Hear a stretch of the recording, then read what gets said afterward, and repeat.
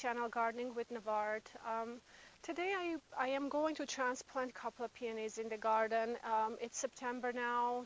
Weather is kind of cooled down. Today actually was a little hotter than usual, but you know, it is feasible now to transplant some of my plants. So I have a couple of herbaceous peonies that I've planted here in this garden, and you know, when they're really small and the little root arrives through the mail, which where I ordered them from,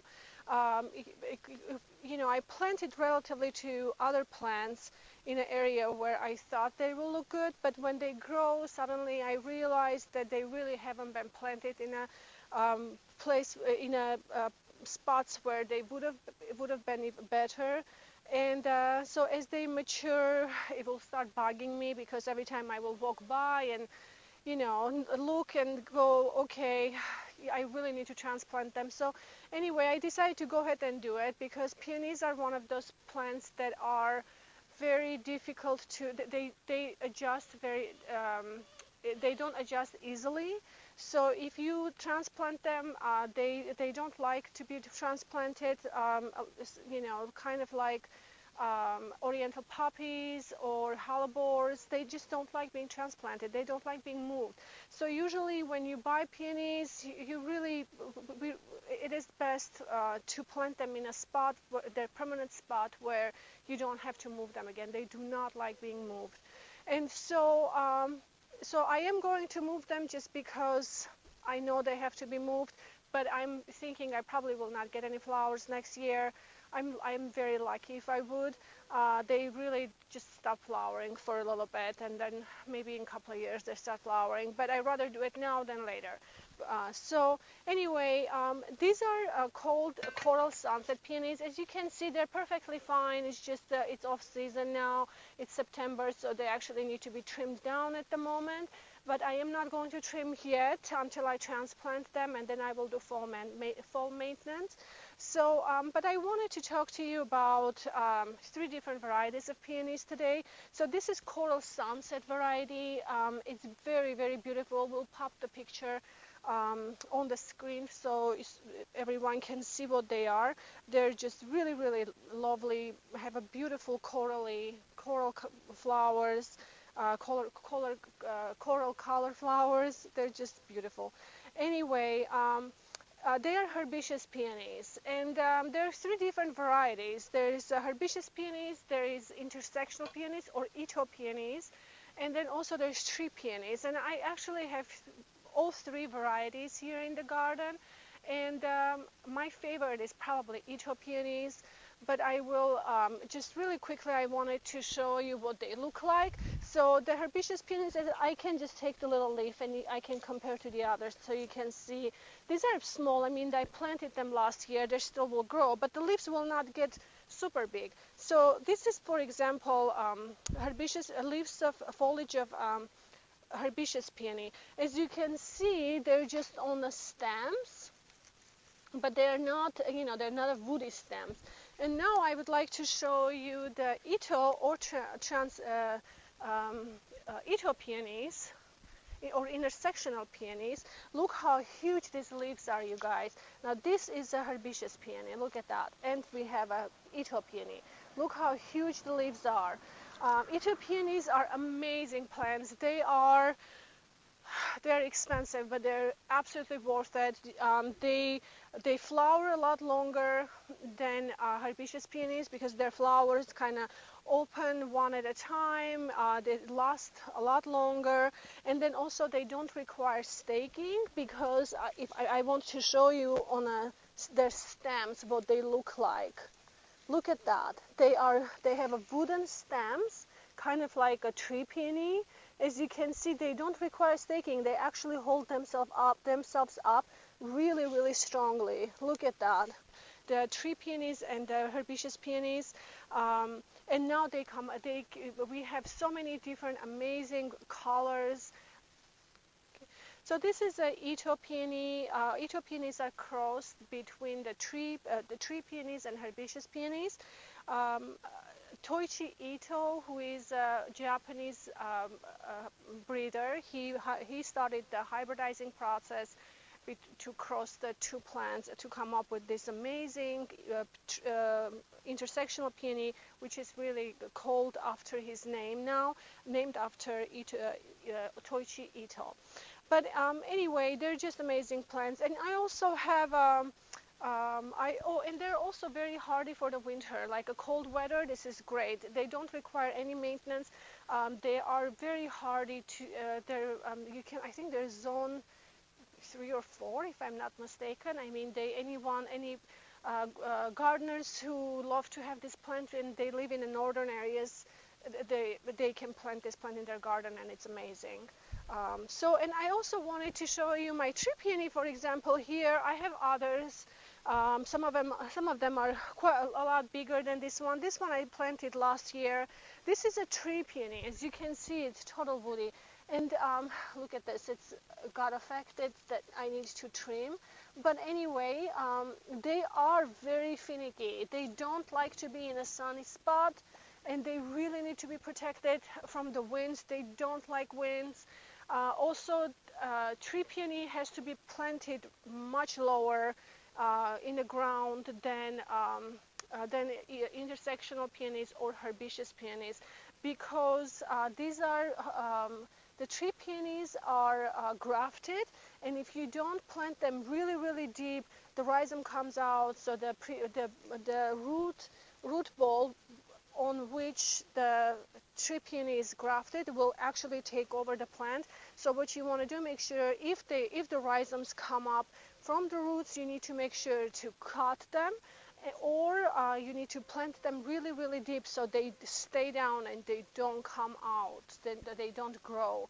But anyway, this guy is doing pretty good for its first year. We had a really hard winds when I planted this little tree peony, so it suffered some, but it will slowly come around. I mean, they are a little finicky. I had a hard time with them, although I'm starting to learn a lot more with them since I've been working with them.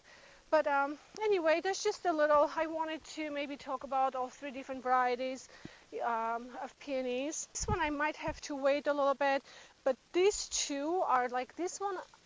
I think I'm too close to the road, so walkway here or the garden path. So I'm going to move it a little closer to the tree, because eventually it's going to get big, and I don't want them to really fall, towards me. So in the same way, this one is kind of tucked away in the rose bushes. I want them to bring a little out to this way to be more visible when it starts planting. So I staked them, or I put little stakes where I want to plant them.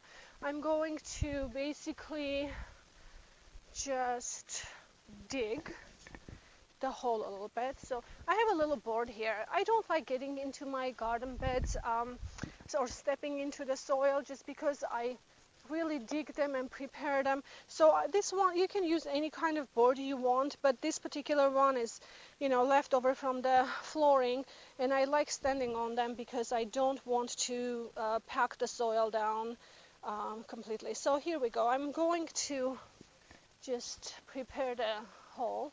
I don't know how big the root balls are going to be honest, but I'm gonna see what I can do here.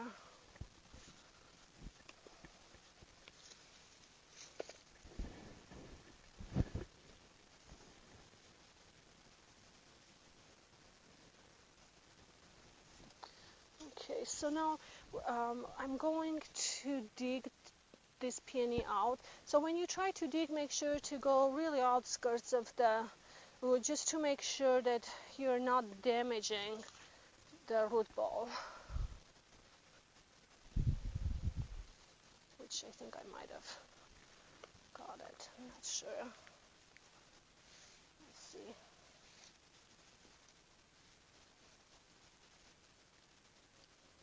Maybe not.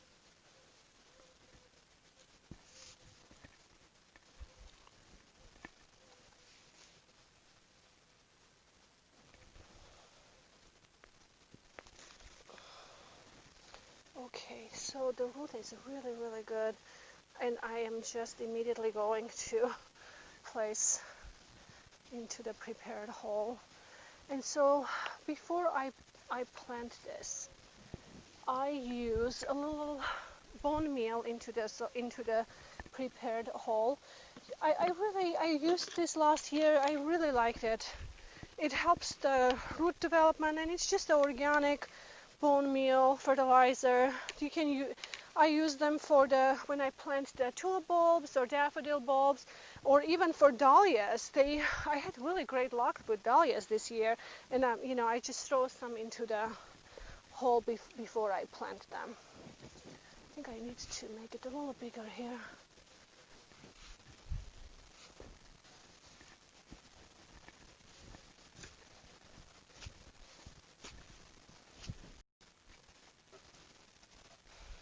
So anyway, there is my herbaceous peonies are transplanted. So I add a little bit of a bone meal organic fertilizer into the hole before I plant my peonies, or really any flowers like dahlias, as I said, bulbs, those type of flowers. I always put some in the bottom. It helps to develop the roots. I'm going to give really good soak to these 2 peonies that I just transplanted. Make sure that there is no air pockets. And anything that you plant or transplant, you have to make sure to soak them really, really well. So I'm going to soak them really well.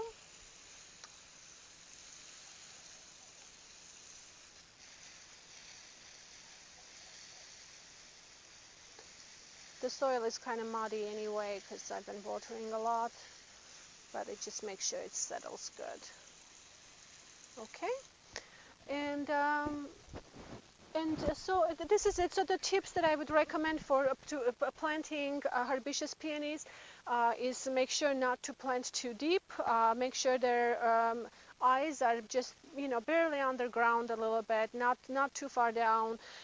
Make sure they're planted in a sunny spot. They also they will grow well in the morning sun and afternoon shade. They will be okay there as well. And then make sure to water them regularly, because I don't believe that they will not bloom if they're not watered regularly the previous year. So make sure to water them well and give them regular water. And the or intersectional peonies are pretty similar. You plant them exactly the same way as you plant the herbaceous peonies. The only difference is the tree peonies. Tree peonies have to be planted much deeper than intersectional and herbaceous peonies. So anyway, hope you found this video helpful.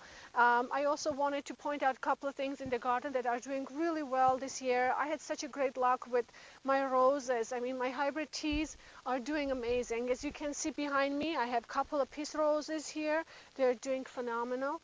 And it's first week of September, and I have so many buds on my, this one is Prince of Monaco, and it's doing beautiful. You can see it's great healthy foliage.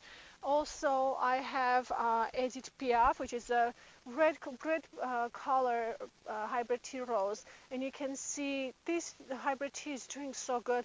I transplanted this one from a different location where he wasn't performing well, and it started doing so good. Look at all the new shoots that are coming out. You can tell this is a happy hybrid tea rose. Also, I have some yellow ones here, and the dahlias are doing really good. This is my first year with dahlias, and again, I placed some bone meal fertilizer in the holes where I planted the dahlia tubers, and they're doing amazing. Look at that beautiful dahlia. You can see the heat. They're damaged from the heat a little bit because we had such a hot weather. They have a little powdery mildew, but the powdery mildew doesn't really hurt the plants. But you can see the rest is coming out really well, where it started cooling down a little bit, and I increased some water. They're starting to do much better here. But the flowers are amazing. Look at that. This one is Jeanne d'Arc, I believe, variety that's doing really good. It's a cactus dahlia. And this hybrid rose is doing the hybrid tea rose is doing so good. Look at this. I have so many buds. The foliage is so beautiful. Really happy with them. Also, I wanted to point out my climbing rose, since we planted last time. You probably would be surprised how much it has grown only within a few weeks. This was the new climbing rose that I planted in a video, and it's doing amazing. It's already, look at this, it's grown like crazy, and then it has few blooms. It's kind of on the tail end of it, but you can see it has a beautiful color and structure of the petals. It's very beautiful rose. I'm really loving this one. It's very healthy, looking really great. And also I have when I was preparing this new bed, which I prepared this spring, I planted three different bare root roses, hybrid variety. They're called Isabelle Autissier. They're really, really tiny things. It had probably maybe a couple of leaves on them when I planted, and they're doing really great and healthy. But I wanted to show you the blooms are so beautiful. Look at that. It has a very beautiful under petals with the pink color, and then center is kind of an apricot, beautiful, and it just glows when the sun hits them. So beautiful. And you can see the dahlias are doing good. I still have quite a few color in the garden. It's looking beautiful. Cannas are growing there. You can see they're doing very nice and healthy. I have a couple of miniature roses here that it's just keep going. They're beautiful. I love these little guys. I love this peach apricot color. Just love that color. So love these miniature roses. Cannas are doing good. Still working on that other side a little bit at a time. I have some projects in the house, the painting and stuff also, as I'm doing parallel to all my gardening stuff. But anyway, you guys, I hope you enjoyed this video. I hope you found some of my tips helpful. And thank you so much for subscribing to my videos. Everyone who subscribed and liked and left comments. Really, really don't forget to subscribe to my videos, and I will see you in the next video. Bye-bye.